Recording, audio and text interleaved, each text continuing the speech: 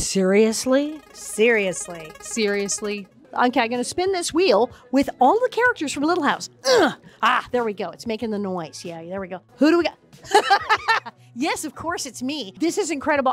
This is in the later years. This is clearly the bonnet from the episode Back to School, where I try to steal Almanza from Laura. I remember this particular bonnet was when I went over to the house where Almanza was working to offer him cookies to try to get him to be my boyfriend instead of Laura's, and it goes very, very badly.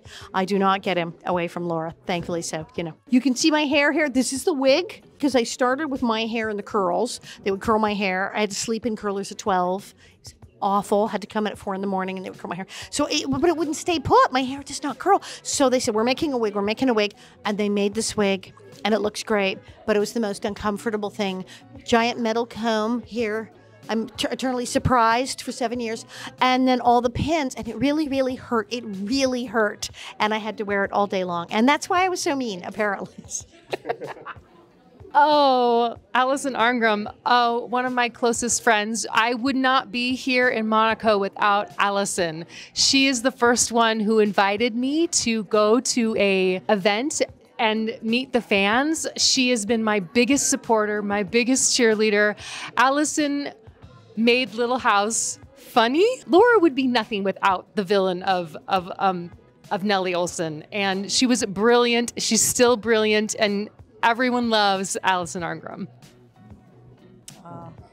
Okay. How long do you have? I mean, I miss him. Working on his show, he kept such a loving, tight show. I mean, my dad was a practical joker. He loved bringing laughter to the set. He loved having children on the set. Even outside of the Little House books, he created characters. Like for Matt Laberto playing Albert, even though the Ingalls had a son that died as an infant, my dad had created this character. My parents had best friends, the Muscatels, and they had a son named Albert. And Albert was killed in his senior year of high school. And it was devastating, not obviously to their family, but it was devastating to ours. My dad loved Albert, and I think he wanted to create this character, Albert, in honor of my parents' best friend's son. Michael Landon was my pa, and I can't say enough about him and the love and the warmth that he brought to this show, to this wonderful family of actors. He means so much to me. Oh, it's Richard. It's Richard. It's Richard. It's my dad, Richard Bull. So Richard Bull, who played Nels, my father on the show, we all agreed Richard Bull was the one we voted most like his character in real life. He was so like Mr. Olson. He was the voice of reason and sanity on the set. He and Catherine, Mrs. Olson, they were friends. They had been friends before Little House. They knew each other very well. They would sometimes argue about something, and you would think you'd walked in on Nels and Harriet. You couldn't tell you guys rehearsing, you actually having an argument. He was so marvelous. I was having lunch with him and his wife many, many, many, many years after the show. So of all the people for me to spin and get, this one's easy for me to talk about. We've been dear friends for many, many years. And the first time I met Melissa was actually at our school. I had just found out from my dad that he had found his Laura Ingalls. And he told me, he said, she goes to your school. I went to school the next day and it was lunchtime. And I asked a teacher, I said, can you show me where Melissa Gilbert is? So they pointed to this cute girl with red hair. And I tapped her on her shoulders and she looked at me and I said, hi, are you Melissa Gilbert? And she said, yes. And I said, my dad's Michael Landon. And he said, you're gonna be Laura Ingalls. And then she just jetted up out of the bench and ran away. And I thought, okay. My dad came home for dinner that night and I was in big trouble. That I had told her before her agent, before anybody. Being on set all the time, Melissa was always either at our house, we would go to her house.